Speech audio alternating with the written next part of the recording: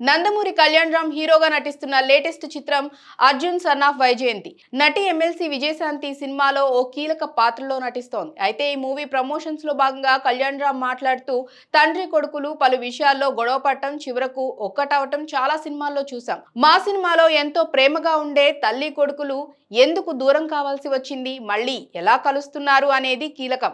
ఈ కథలో తల్లి పాత్రలో విజయశాంతి మేడంనే ఊహించుకున్నాను. నేను ఆమెను విజయశాంతి గారు అని అనను, మనస్ఫూర్తిగా అమ్మ అనే పిలుస్తాను అంటూ కళ్యాణ్ రామ్ చెప్పుకొచ్చారు. అమ్మ ప్లీజ్, నేను కళ్యాణ్ రామ్ గారు కాదు మీ బిడ్డని, మీరు ఎలా పిలుస్తారు?